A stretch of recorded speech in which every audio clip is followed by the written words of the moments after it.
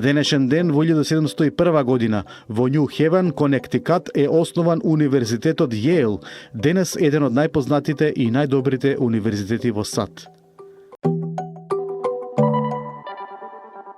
На овој датум во 1789 година во австриско-турската војна австрискиот фелдмаршал Гидеон Ернст Лауден го зазеде Белград.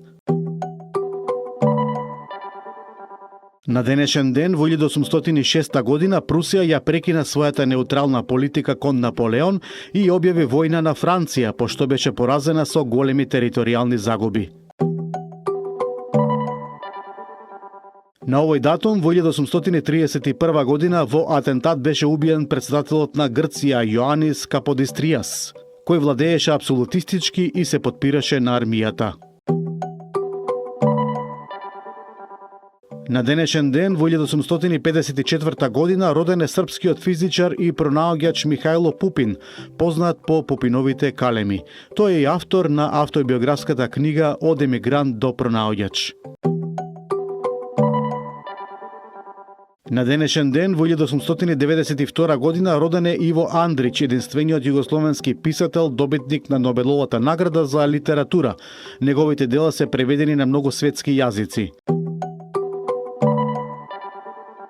На овој датум во 1915 година германските и австро-унгарските трупи го окупираа Белград во Првата светска војна.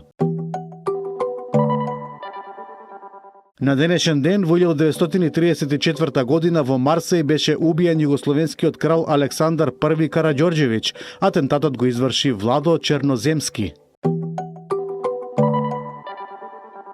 На денешен ден во 1962 година Уганда стекна независност по речиси 70 години британско колонијално владење. На овој датум во 1963 година поплавите предизвикани од пукањето на браната Вајонт кај Белуно, Италија, однесоа повеќе од 2000 животи.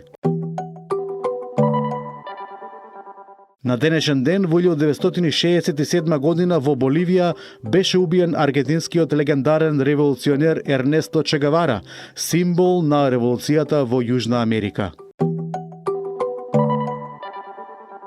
На овој датум во 1975 година советскиот физичар и дисидент Андрей Сахаров ја доби Нобеловата награда за мир. На овој датум во 1992 година Советот за безбедност на Обединетите нации усвои резолуција со која се забрануваат воени летови во воздушниот простор на Босна и Херцеговина, а УНПРОФОР ја следеше забраната.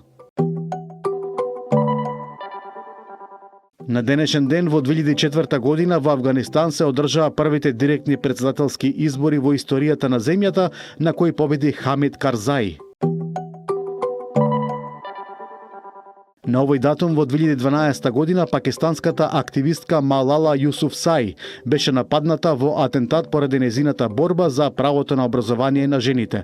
Во 2014 година доби Нобелова награда за мир.